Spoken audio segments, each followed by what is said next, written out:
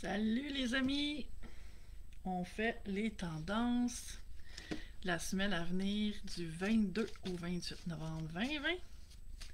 Je me connecte aux énergies des gens qui vont écouter la vidéo, peu importe quand. Bon, là je vois que la caméra a l'air un peu bizarrement placée, mais c'est pas grave. On va faire avec, parce que si je la déplace, je risque de la faire tomber de la façon que je l'ai arrangée. C'est pas bien grave. Donc, pour les tendances, en se connectant aux énergies des gens qui vont être interpellés à écouter la vidéo, regardons ce qui nous attend. Question de mieux gérer ce qui est là. Oh, puis il y en a une qui vient de tomber. Waouh, ça va être beau, ça va être beau.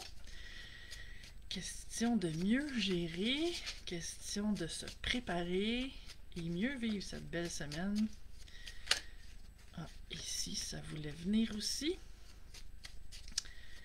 Donc, je partage toujours les vidéos sur ma page Le Meilleur pour moi sur Facebook et je t'invite d'ailleurs à aimer la page si ce n'est pas déjà fait. Tu pourras voir quand il y a des publications. Et aussi, je partage sur ma chaîne YouTube. Et si tu n'es pas déjà abonné à ma chaîne, je t'invite aussi à le faire.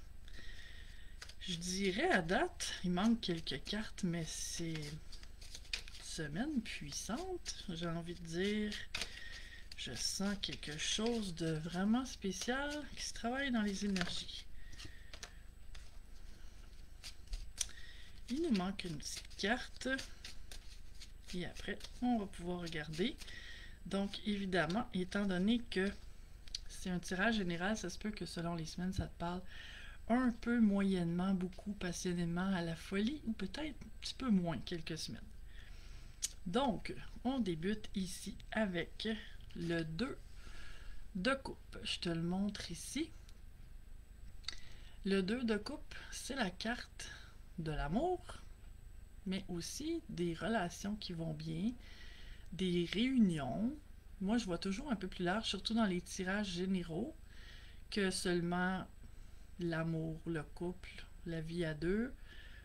Donc ici, on a une énergie d'association, de belle entente, de réconciliation.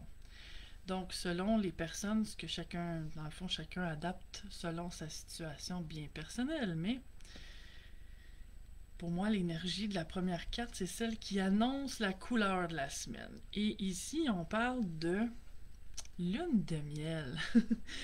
D'une belle énergie, que ce soit au niveau de l'amour, amitié ou famille ou travail, mais par rapport aux relations.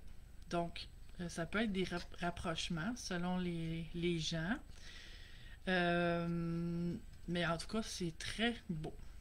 Ce qu'on a ensuite, c'est le 4 de Pentacle.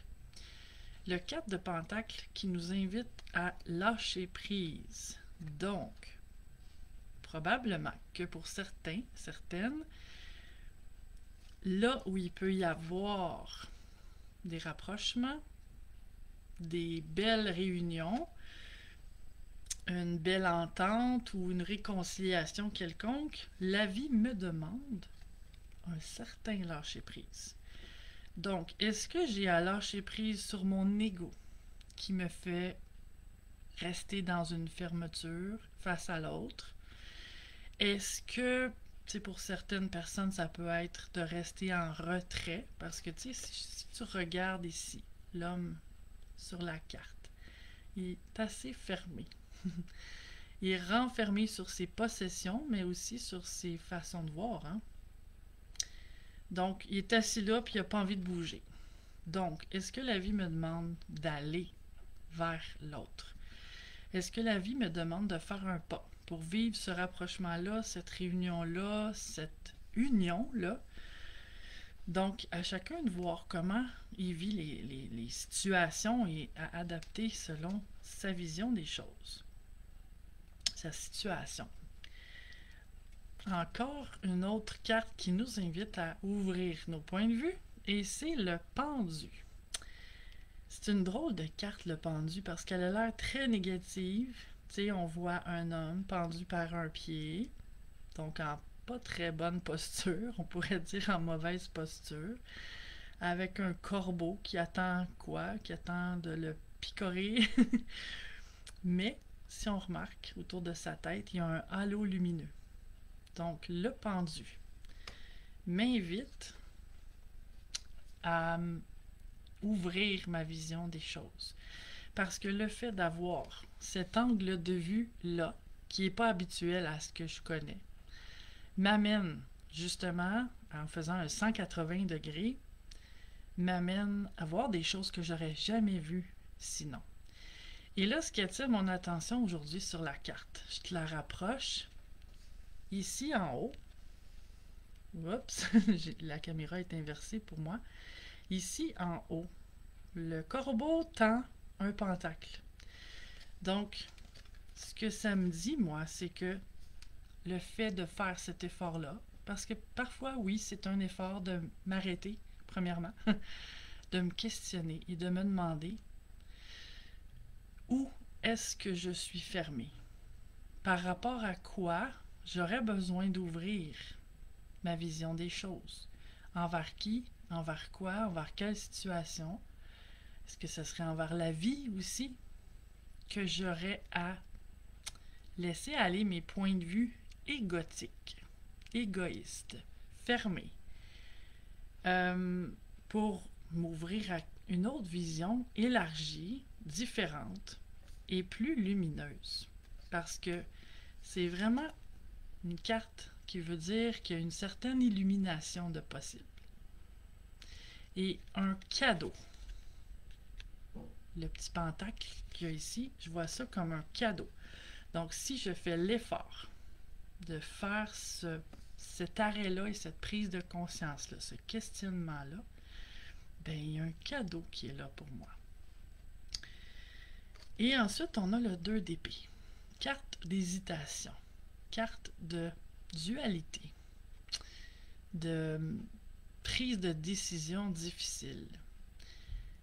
En fait, c'est peut-être ça qui empêche le point de vue du pendu. Parce que ce que je ressens ici par rapport à ce 2 d'épée-là, c'est d'être vraiment assis entre deux chaises, ce qui est inconfortable. D'être comme en indécision. Est-ce que je dois être ci ou est-ce que je dois être ça? Est-ce que je dois faire ci ou est-ce que je dois faire ça? Pour des raisons différentes, évidemment. Et que ce qui est nécessaire, c'est justement de faire cet arrêt-là et ce questionnement-là pour amener ces prises de conscience-là.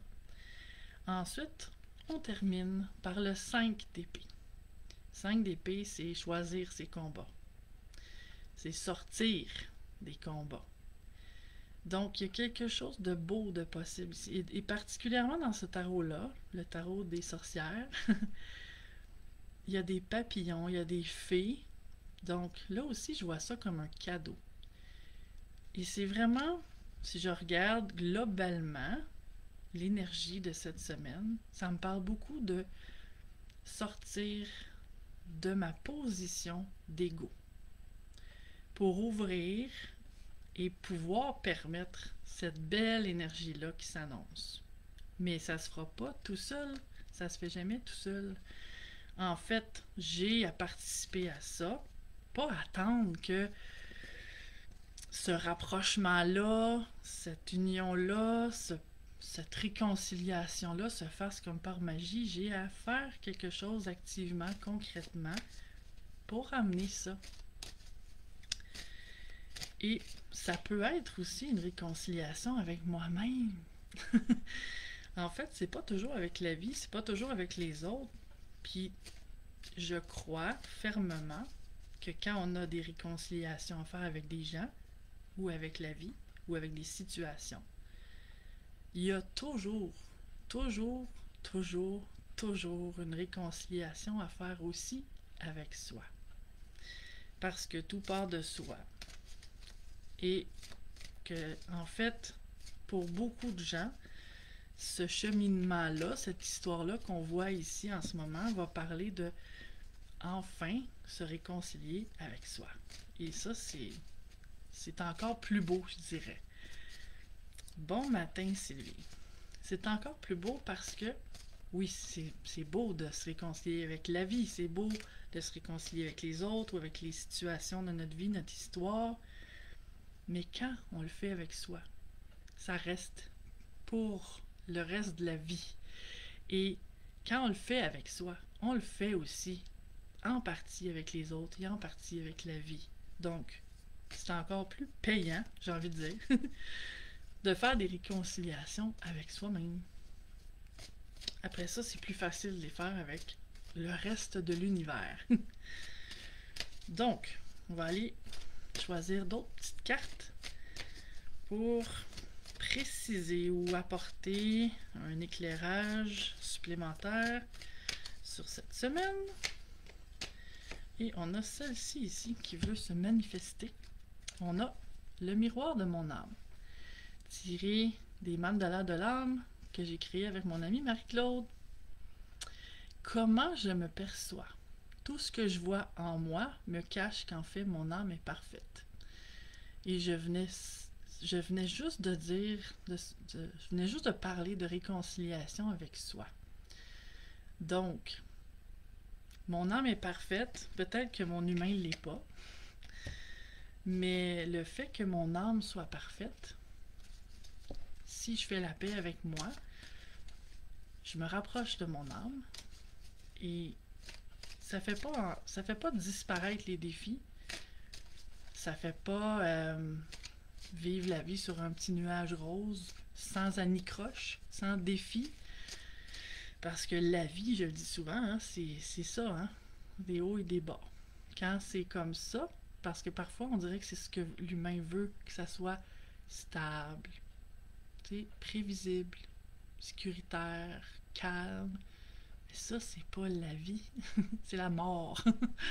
C'est quand il n'y a plus de vie que ça fait ça. Mais quand il y a de la vie, ce qui est vivant, ça évolue, ça bouge, ça respire. Donc, il y a des hauts et il y a des bas. Ça passe par des cycles. Une autre petite carte ici pour aller voir qu'est-ce qu'on pourrait ajouter de plus. Voyons voir laquelle veut parler. Celle-là. Et on a... c'est un jeu en anglais. How teachable are you? C'est-à-dire, à quel point es-tu enseignable? Pour être enseignable, on doit être ouvert. On peut pas enseigner à un... on peut pas remplir un verre déjà plein.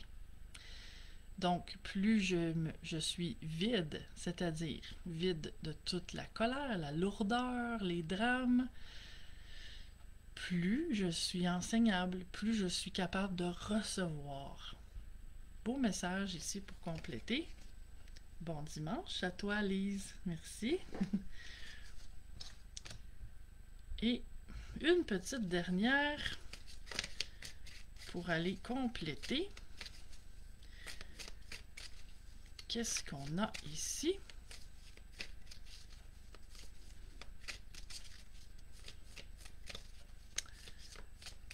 Celle-là. C'est tellement beau. C'est la carte, encore un jeu anglais, Blessed. Ça veut dire béni. Ça veut dire que je suis béni ou aussi je peux bénir les personnes, les situations qui me donnent un peu de fil à retordre. Je parlais tout au long du tirage de l'ego. C'est une semaine où il est possible, en tout cas, c'est ce que les cartes nous disent, que je vois mon ego dans toute sa... Je dis ça à la blague, mais dans toute sa splendeur. Dans toute sa splendeur d'humanité. Et ben, bénir soi-même, bénir la vie, bénir les autres, c'est émettre une énergie d'amour. Pour moi, l'énergie d'amour, c'est ce qui défait tous les nœuds. C'est ce qui règle tous les conflits. C'est ce qui guérit. C'est ce qui permet d'élever la vibration, donc élever la fréquence, donc vivre des plus belles choses. Tout est tellement relié. Donc, pour cette belle semaine, je pourrais me mettre à bénir mon ego aussi, bénir mon humain, mon humanité, bénir tous les gens que je vois qui agissent de façon humaine, qui me dérangent, qui me font ramener à mon ego. Peut-être que ça pourrait être une belle façon de défaire ces nœuds-là. Et je t'invite à passer la plus merveilleuse des semaines. Si tu as manqué le début, je t'invite à le réécouter pour connaître toute l'histoire de ce qu'on a vu dans les cartes pour mieux gérer cette semaine. Et si les vidéos te parlent, je t'invite à les partager et je t'en remercie.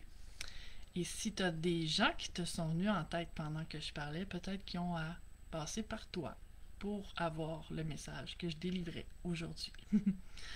Donc à bientôt. Merci d'être là. Ciao.